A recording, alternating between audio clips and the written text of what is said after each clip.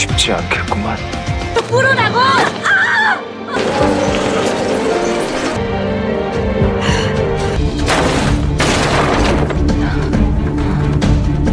마지막으로 한 번만.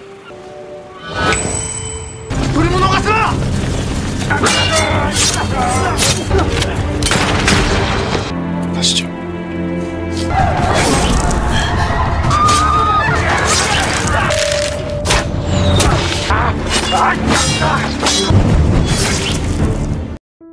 Hai guys, kali ini saya akan melanjutkan part 4 drama Tomorrow yang dirilis tahun 2022. Sebelum dimulai, subscribe dulu, like dan komen ya agar channel ini bisa lebih berkembang. Untuk yang belum nonton part 1-3, linknya di deskripsi ya. Bagaimana kelanjutan ceritanya? Langsung aja kita mulai. Lim Ryong sudah menjadi pria dewasa. Dia bekerja sebagai penjaga di tempat penjualan opium. Dia melempar seorang pria ke jalanan yang sudah kehabisan uang.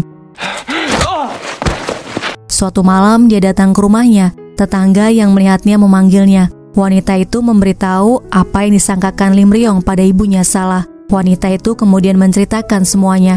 Gubernur menyuruh para preman untuk memperkosa ibunya. Lim Ryong menangis, menyesali perkataannya pada ibunya. Dia kemudian membunuh gubernur dan ketiga premannya.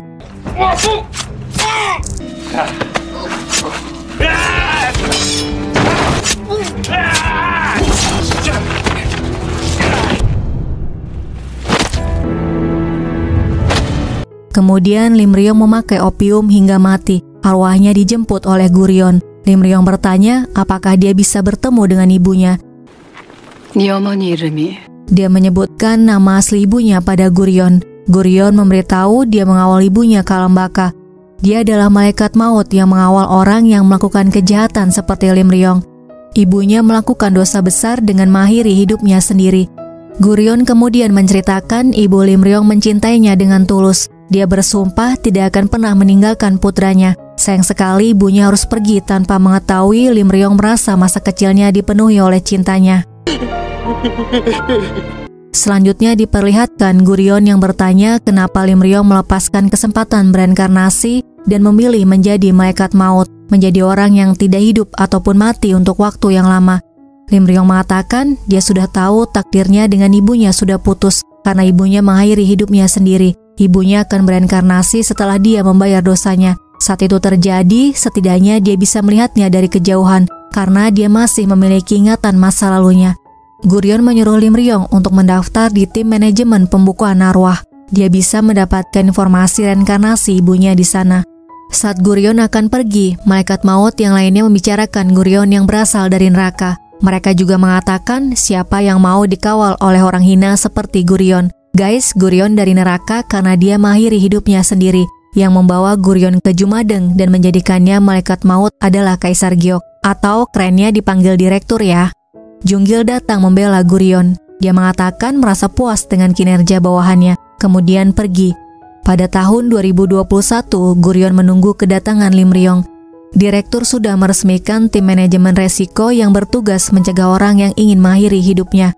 Lim Ryong kemudian memberitahu ibunya sudah bereinkarnasi. Dia pernah mendengar jiwa menyimpan ingatan samar dari kehidupan masa lalu. Jadi mereka yang mengakhiri hidupnya sendiri akan mengulanginya lagi di kehidupan selanjutnya. Dia ingin bergabung dengan tim MR agar dia bisa menyelamatkan ibunya dengan tangannya sendiri. Kembali ke Junwon dan Gurion. Gurion memberitahu Lim Ryong mencari ibunya, makanya dia hanya bekerja 8 jam sehari.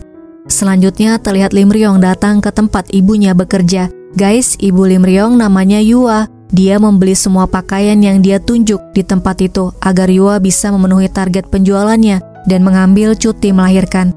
Saat melihat tanda tangan Lim Ryong, dia mengatakan namanya sangat unik dan indah, membuat Lim Ryong teringat masa lalunya, kemudian dia buru-buru pergi.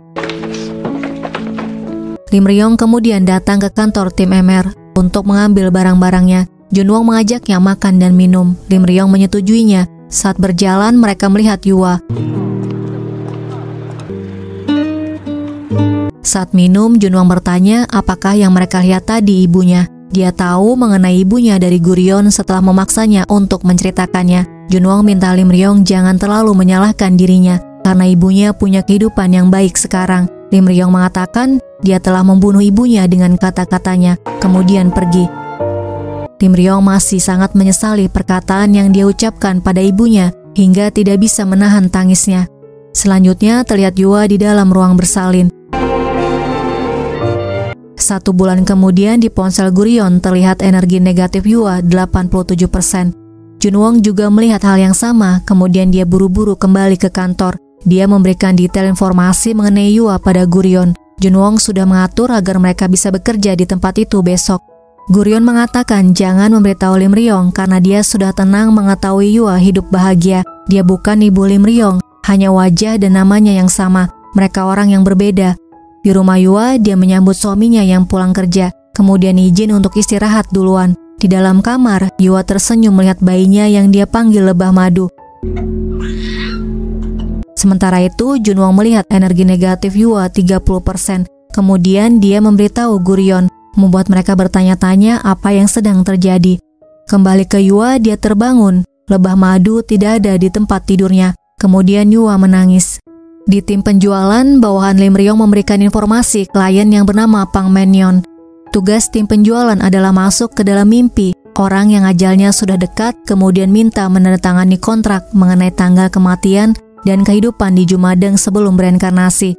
Lim Ryong masuk ke ruangan. Di ruangan ini dia akan terhubung dengan mimpi Pang Men. Di dalam mimpi Pang Men, Lim Ryong ada di tengah jalan. Tiba-tiba muncul sekelompok pengendara motor yang melewatinya. Lim Ryong kemudian menyuruh Pang Men untuk berhenti, kemudian memberitahu dia adalah malaikat maut dari alam baka. Lim Ryong memberikan kontrak untuk dia tanda tangani, kemudian memberitahu malaikat maut dari tim pengawal akan mengawalnya. Setelah selesai, Lim Ryong melihat drama. Junwon datang membawakan pizza. Junwon bertanya bagaimana jika sembarangan orang masuk ke dalam mimpi orang lain. Lim Ryong memberitahu dia tidak bisa masuk mimpi tanpa nomor pegawai tim penjualan. Junwon bertanya lagi, bagaimana jika orang itu bermimpi buruk? Lim Ryong mengatakan sebisa mungkin hanya masuk ke sedikit mimpi agar tidak menemukan tentang kehidupan masa lalu orang itu. Keesokan harinya, Gurion dan Junwon mulai bekerja. Mereka memperhatikan Yua bekerja. Yua bicara dengan temannya yang menanyakan keadaannya dan menyuruh pulang lebih awal karena hari ini mereka tidak sibuk. Setelah itu Yua pergi. Junwon bertanya apakah Yua sakit. Temannya menceritakan Yua baru kehilangan bayinya. Sekarang pasti badan dan pikirannya sangat letih sekali. Beberapa hari kemudian pelanggan Yua datang. Dia menanyakan tentang bayinya. Yua hanya diam sementara pelanggannya terus menanyakan bayinya. Junwon dan teman Yua memberi kode untuk berhenti bicara. Gurion melihat baju Yua basah, kemudian menutupinya. Yua kemudian pergi ke toilet. Dia teringat saat sedang hamil besar, ada salah satu pembeli yang mengembalikan pakaian yang sudah dipakai.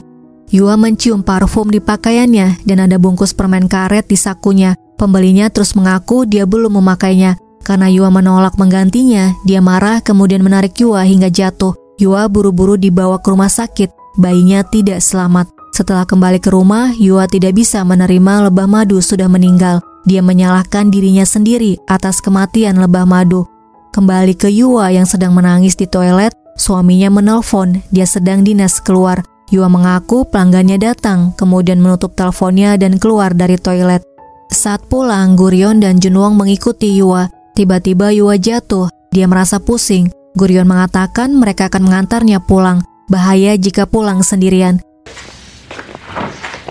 Yua beristirahat, sementara Junwon menyiapkan bubur. Ponselnya bunyi, mereka melihat energi negatifnya 30%. Kemudian membuka pintu kamar Yua, melihat dia sedang tidur. Gurion pikir, energi negatifnya turun pasti ada hubungannya dengan mimpinya. Gurion pergi ke kantor tim penjualan, sementara Junwon menjaga Yua. Gurion masuk ke dalam mimpinya. Dia melihat Yua sedang menyiapkan susu untuk lebah madu. Gurion menyuruh Yua untuk sadar, semua ini hanya mimpi, bayinya palsu. Jika dia tidak bisa membedakan kenyataan dan mimpi, dia dalam bahaya. 이상한 사람이야. Junwon melihat energi negatifnya 95%. Dia berusaha membangunkan Yua. Junwon menemukan obat tidur. Dia kemudian memanggil ambulans dan menghubungi Lim Ryong memberitahu keadaan ibunya. Lim Ryong langsung lari ke kantornya, kemudian masuk ke dalam mimpi ibunya. Lim Ryong mengatakan dia akan meyakinkan ibunya untuk bangun. Yua menyuruh Lim Ryong membawa Gurion pergi karena dia aneh. Gurion mengingatkan Lim Ryong, jika Yua mati seperti ini, takdirnya bersama lebah madu akan terputus. Dia tidak akan pernah bisa melihatnya lagi. Yua bertanya kenapa dia tidak bisa bertemu dengan lebah madu. Kemudian bertanya apakah ini hanya mimpi.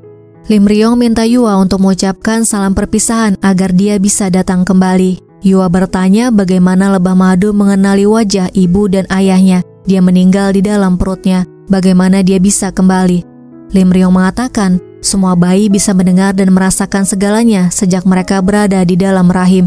Dia akan mengingat semua hal indah yang dikatakan oleh orang tuanya. Melihat orang tuanya yang sangat mencintainya menderita, dia akan bersedih. Jadi berhentilah merasa bersalah dan ikhlaskan lebah madu. Lim Ryong memohon pada Yua untuk hidup. Di rumah sakit, dokter berusaha menyelamatkan Yua. Akhirnya dia membuka matanya. Suami Yua datang ke rumah sakit. Setelah itu Gurion dan Lim Ryong, Junwon langsung menghampiri dan memeluk mereka. Setelah pulih, Yua ke pantai bersama suaminya. Dia menulis di pasir, mari bertemu kembali. Orang-orang yang dia temui dalam mimpinya memberitahu bahwa menulis surat di pasir pantai akan sampai ke alam baka. Selanjutnya Yua berjalan sendiri, sementara suaminya mengambil selimut untuknya. Lim Ryong muncul di hadapannya. Dia memanggil Yua ibu, kemudian memperlihatkan kenangan masa lalu ibunya. Lim Ryong memberitahu dia adalah putranya. Yua mengatakan dia tumbuh lebih baik dari yang ibunya bayangkan. Lim Ryong minta maaf pada ibunya. Dia tidak bermaksud mengatakan itu. Tidak pernah sekalipun dia menyesal terlahir sebagai putranya. Ibunya minta maaf karena telah meninggalkannya, membuatnya tumbuh besar sendirian. Kemudian mengatakan dia merindukannya. Lim Ryong mengatakan hal yang sama sambil memeluknya. Dia minta ibunya untuk hidup dengan bahagia kali ini. Takdir mereka sudah putus. Mereka tidak akan dipertemukan lagi. Ingatan pertemuan ini akan segera menghilang. Namun benang takdir ibunya dan lebah madu belum terputus. Mereka akan segera bertemu lagi. Sebelum pergi, Lim Ryong mengucapkan terima kasih. Pada malam harinya mereka minum bersama. Gurion mengecek energi negatif Lim Ryong, hasilnya 25%. Saat ini aplikasinya sudah bisa mengecek level energi negatif malaikat maut selain orang biasa. Junwon kemudian memberikan USB form surat permohonan maaf yang baru. Mereka tahu Lim Ryong menunjukkan kehidupan masa lalu ibunya tanpa melapor ke atasan. Gurion minta Lim Ryong untuk bekerja kembali di tim MR. Jadi guys, setiap malaikat maut memakai kekuatannya di depan orang biasa tanpa izin atasan. Mereka harus menulis surat permohonan maaf. Lim Ryong dan Junwon selalu membantu Gurion untuk membuat surat permohonan maaf karena dia selalu melanggar aturan. Adegan selanjutnya, Junggil bertemu dengan direktur. Dia memberitahu mengenai mimpi buruknya, apa yang terjadi padanya sampai membuatnya begitu menderita. Direktur menjawab tidak tahu, hanya dia yang tahu yang menjalani hidupnya. Apakah ini mengenai karma yang harus dia tebus atau luka yang harus dia sembuhkan? Junggil kemudian datang ke ruang buku arwah. Dia ingin melihat buku masa lalu miliknya. Penjaga memberitahu dia bisa melihat kehidupan sebelum ini. Namun kehidupan yang terdahulu terkunci. Satu-satunya yang bisa melihat hanya direktur. Dia yang menguncinya. Junggil bertanya apakah ada malaikat maut lainnya yang kehidupan sebelumnya juga dikunci. Penjaga memberitahu ada satu, yaitu Gurion. Di ruangannya, Junggil teringat perkataan direktur bahwa mimpi adalah bentuk lain dari dunia nyata. Orang yang salah mengambil pilihan akan menyesalinya untuk waktu yang lama, dihantui oleh perasaan penyesalan. Kemudian Junggil teringat ketika dia bertanya pada Gurion, apakah di dalam ingatan masa lalunya ada dirinya. Gurion menjawab tidak ada. Keesokan harinya, John Boyon dari tim pengawal masuk ke ruangan Junggil. Dia adalah pegawai baru di tim pengawal. Boyon memperkenalkan dirinya pada Junggil. Junggil mengatakan lama tidak bertemu. Akhirnya dia menjadi pegawai Jumadeng. Boyon terkejut Junggil masih ingat padanya. Junggil mengatakan dia ingat semua arwah yang dia kawal. Sebelum pergi, Boyon mengatakan Junggil adalah orang yang paling dia hormati di dunia ini. Sementara itu, Gurion bertemu dengan direktur. Dia minta Gurion bekerja sama dengan tim pengawal untuk kasus baru mereka. Direktur memperkenalkan Boyon pada Gurion. Mereka kemudian datang ke kantor MR. Gurion memperkenalkan Boyon pada timnya. Kasus mereka selanjutnya adalah Yu Bok-hui. Dia tidak memiliki masalah dan hidup berkecukupan. Boyon memperlihatkan orang yang akan dia kawal adalah Lee Jong-mun. Jong-mun sangat ingin bertemu dengan Bok-hui sebelum meninggal. mereka menemui Bok Hoi yang sedang mengelap patung perdamaian Jugun Yanfu. Guys, Jugun Yanfu adalah wanita penghibur tentara Jepang di masa Perang Dunia Kedua. Lim Ryong bertanya kenapa dia mengelap patungnya. Kebanyakan orang hanya akan melewatinya saja. Bok Hoi baru tahu Yuni temannya adalah korban Jugun Yanfu. Cucunya sedang belajar sejarah di universitas. Dia tidak sengaja melihat foto-foto wanita penghibur tentara Jepang yang cucunya cetak. Bok Hoi melihat temannya ada di foto itu. Dia memakai sal yang diberikan olehnya. Setiap dia melihat patung perdamaian, dia teringat dengan Yuni. Hatinya sangat sakit dan merasa bersalah. Dia memberi payung saat hujan dan membersihkannya. Bok Hoi tahu dia sedang bicara dengan malaikat maut yang datang dari alam baka. Gurion membenarkan. Bok Hoi tahu karena dia sudah tua dan aura mereka berbeda. Gurion memberitahu mereka datang bukan untuk mengawalnya. Tugas mereka membantunya untuk tetap hidup sampai ajalnya tiba. Mereka tahu Bok Hoi akan mengakhiri hidupnya karena perasaan bersalahnya pada Yuni. Gurion memberitahu Yuni sudah lama meninggal. Kemudian mengajaknya bertemu dengan Jongmun, teman Yuni yang ada di foto. Hidup Jongmun tidak lama lagi. Dia bertahan hidup karena ingin bertemu dengan Bok Hoi, teman Yuni. Mereka kemudian datang ke rumah sakit. Bok Hoi menemui Jongmun. Dia melihat tato pelacur Joseon di tangannya. Jongmun memperkenalkan dirinya, kemudian mengatakan Yuni memberitahu dia punya teman dekat di kampungnya. Bok Hoi memberitahu dia yang mengirimnya ke tempat itu, kemudian menceritakan masa lalunya. Yuni adalah teman yang seperti adik baginya. Usia mereka hanya terpaut 1 tahun dan mereka tumbuh bersama sejak kecil.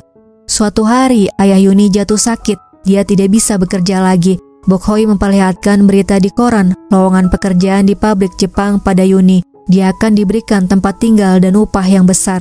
Sebelum pergi, Bok Hoi memberikan uang dan sal pada Yuni.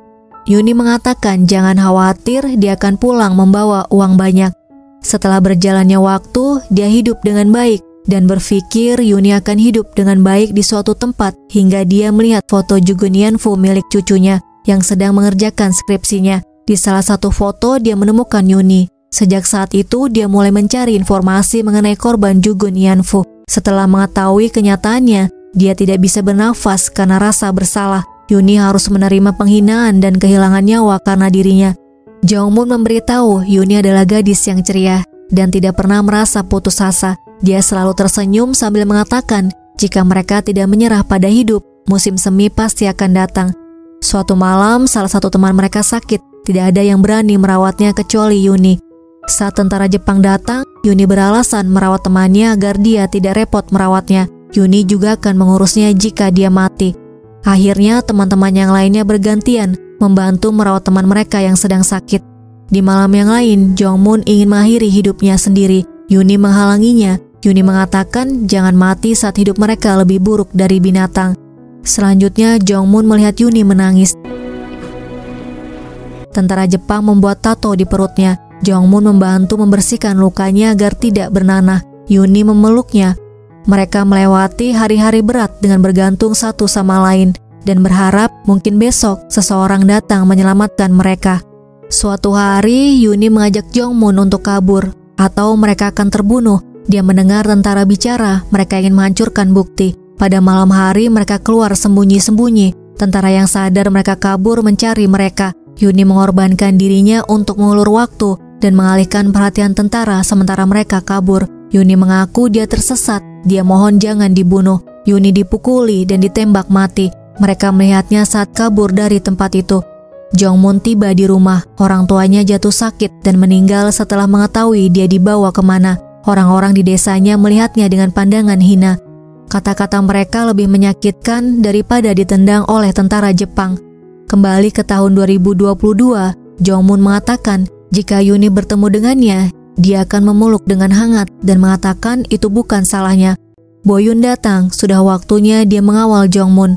Gurion memberitahu Bok Hoi di hadapannya adalah malaikat maut yang akan mengawal Jongmun. Boyon adalah Yuni. Arwah Yuni dikawal oleh Junggil. Yuni tidak ingin melupakan orang-orang yang disayanginya selamanya. Jadi dia ingin menjadi malaikat maut. Dia ingin mengawal mereka setelah ajal menjemput. Junggil mengatakan untuk anak secerdas dia, pasti mudah untuk lulus tes malaikat maut.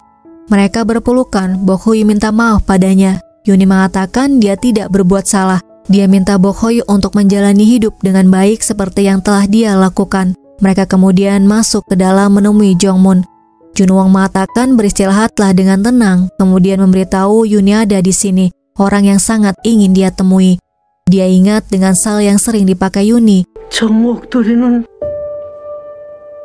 Yuni kemudian memperlihatkan tato di perutnya yang diukir tentara Jepang. Jongmun minta maaf, seharusnya dia tidak meninggalkannya. Yuni tidak pernah sekalipun menyesali keputusannya. Yuni memberikan salnya pada Bokhoy, kemudian mengatakan pada Jongmun sudah waktunya. Adegan selanjutnya, Guryeon melihat ponselnya menunjukkan hari liburnya tanggal 28 April 2022. Dia minum sendirian hingga tertidur. Junwon melihatnya kemudian menghampirinya. Guryeon mengigau, dia tidak ingin hari esok datang. Junwon melihat benang merah putus di tangan Guryeon. Sebelumnya dia juga pernah melihat benang merah yang putus di tangan Guryeon. Keesokan harinya Junwon mengecek energi negatif Guryeon 100%. Dia memberitahu Lim Ryong energi negatif Guryeon 100%. Lim Ryong mengatakan hari ini pasti hari liburnya. Setahun sekali malaikat maut libur di hari peringatan kematiannya. Suasana hatinya pasti sedang buruk. Selanjutnya Junwon menemui direktur. Junwon mengatakan dia melihat Guryeon sedang mengalami kesulitan. Kemudian bertanya apakah Guryeon mengakhiri hidupnya dan ada hubungannya dengan Junggil. Dia ingat pembicaraan mereka mengenai mimpi buruk Junggil. Direktur membenarkannya, kemudian bertanya apa arti Guryeon untuknya. Junwon mengatakan awalnya Guryeon terlihat galak dan sulit didekati. Sekarang dia mengaguminya, terkadang dia ingin menjadi sepertinya dan ingin membantunya. Direktur memperlihatkan masa lalu Guryeon. Kembali ke 400 tahun yang lalu, Guryeon sedang menyulam ditemani dayangnya. Saat dayangnya tertidur, Guryeon pergi berburu. Hewan buruannya kabur karena ada suara berisik. Tidak jauh dari Guryeon, Junggil sedang latihan memanah. Dia melihat anak laki-laki bermain kemudian mengeluarkan pedangnya. Ayah anak itu datang, mereka mohon ampun padanya.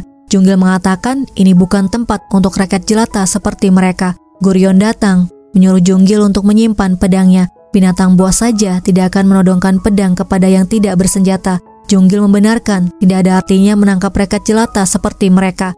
Setelah itu Guryeon datang ke rumah seorang tabib. Dia ingin menyentuh tumbuhan yang ada di depannya. Tabib memberitahu jangan menyentuhnya karena akar tumbuhan ini sangat beracun, bisa membunuh kuda dan sapi. Mereka menyediakan makanan, namun Guryeon merasa tidak enak karena hari ini dia tidak mendapatkan seekor kelinci sekalipun. Guryeon berburu untuk membalas budi pada mereka. Dia pernah digigit ular saat berburu. Mereka menyelamatkannya. Berkat mereka, Guryeon bisa hidup sampai sekarang. Membayar mereka seumur hidup pun tidak akan cukup.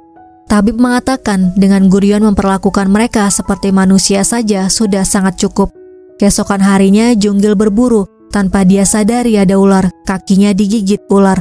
Guryeon melihatnya. Dia mengikat kakinya. Kemudian tabib mengobatinya. Beberapa jam kemudian Junggil bangun. Mereka mengatakan berkat Guryeon dia selamat. Guryeon minta bagaimanapun caranya mereka harus menyelamatkannya karena semua nyawa itu penting dan berharga. Junggil mengucapkan terima kasih sebelum tabib pergi. Tabib mengatakan Guryeon yang pantas menerima ucapan terima kasih darinya. Beberapa hari kemudian Guryeon datang membawa burung hasil berburu. Namun ternyata Guryeon melihat mereka sudah mendapatkan banyak burung. Junggil menghampirinya, mengucapkan terima kasih. Guryeon menanyakan keadaannya. Junggil memberitahu dia sudah bisa berburu. Sebelum Guryeon pergi, Junggil memberitahu namanya, kemudian menanyakan nama Guryeon. 구련이라 합니다. Beberapa hari kemudian, ayahnya memberitahu dia akan segera menikah dan telah dijodohkan sejak dia belum lahir. Guryeon mengatakan dia tidak ingin menikah dengan pria yang wajah atau namanya tidak dia kenal dan dengan keluarga yang ayahnya pilihkan, kemudian meninggalkan ayahnya. Guryeon berencana untuk ke rumah calon suami yang akan dijodohkan dengannya. Dia akan memberitahu bahwa sudah ada yang lain di hatinya. Dayangnya mencoba untuk menghalanginya karena Guryeon akan dapat masalah besar jika ayahnya tahu. Guryeon menyuruhnya untuk tutup mulut. Guryeon tiba di depan sebuah rumah. Penjaga membuka pintunya. Guryeon terkejut. Guys, ternyata pria yang dijodohkan dengannya adalah Junggil. Mereka berdua kemudian pergi ke pasar. Guryeon melihat perhiasan dan kosmetik. Junggil memakaikan pewarna ke kelopak matanya. Kemudian mengatakan warna merah sangat cocok untuknya. Setelah itu dia mengatakan mencintainya. 연모합니다. Hari selanjutnya, Junggil melatih Gurion memanah. Junggil memberitahu dia memutuskan mengikuti ujian militer. Dia ingin berjuang untuk rakyat jelata karena mereka yang akan lebih dulu menderita jika negara mengalami kesulitan maupun perang. Tidak lama setelah itu, mereka menikah. Beberapa tahun kemudian, Junggil menemani Gurion melihat perhiasan. Junggil minta Gurion untuk memilih perhiasan yang dia sukai. Gurion minta Junggil untuk memilih yang paling cocok untuknya. Junggil mengambil satu yang dia suka. Tiba-tiba tentara bawahannya datang. Guys, sekarang Junggil sudah menjadi komandan prajurit. Mereka memberitahu orang barbar telah melintasi perbatasan dan menjarah desa lain. Dia diperintahkan untuk segera pergi dan membantu. Junggil melihat ke arah Gurion. Gurion mengatakan keamanan negara lebih penting dari keselamatan pribadi. Kemudian meminta Junggil jangan khawatir dan pergi. Keesokan harinya, orang barbar masuk ke halaman rumah Gurion. Dia minta ibu mertuanya bersembunyi. Kemudian Gurion mengambil panahnya. Dia memanah orang barbar yang ingin menangkapnya dan menyelamatkan ibu mertuanya. Dia menyuruh ibu mertuanya untuk sembunyi di gudang bawah tanah. Sementara dia akan mencari dayangnya bernama Gobdan yang belum kembali dari pasar. Di luar rumah Gurion, orang barbar menyerang dan membunuh para pria, sedangkan wanitanya mereka tangkap. Gurion membunuh orang barbar yang menarik Gobdan.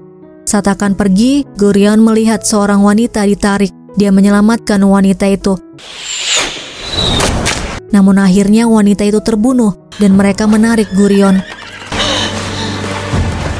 Di tempat yang lain, Junggil berperang melawan orang barbar. Setelah berhasil membunuh semua orang barbar, mereka kembali ke desa. Tiba di depan gerbang desa, dia melihat asap dan api.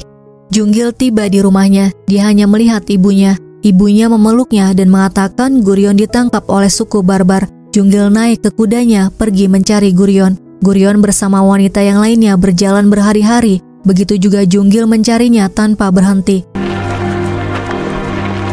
Suatu malam mereka tiba di kamp suku barbar. Gurion melihat akar tumbuhan beracun.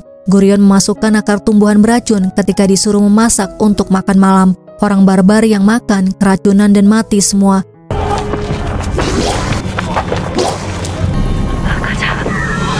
Gurion mengajak wanita yang lainnya untuk kabur. Mereka dikejar tentara suku barbar lainnya. Sementara Junggil terlambat tiba di kamp suku barbar. Mereka sudah pergi. Gurion dan wanita yang lainnya berhasil lolos dari kejaran suku barbar. Mereka berjalan pulang ke desa. Tiba di gerbang desa, mereka tidak diperbolehkan masuk. Mereka dikira mata-mata yang dikirim suku barbar. Sesuai perintah komandan prajurit, siapapun yang keluar dari perbatasan bukan rakyat Joseon lagi. Prajurit mengeluarkan senjatanya. Dia mengatakan, jika maju selangkah, dia akan memenggalnya. Gurion mengatakan, lakukanlah. Guys, part 4 sampai di sini ya. Terima kasih sudah melihat video ini. Sampai jumpa di video selanjutnya.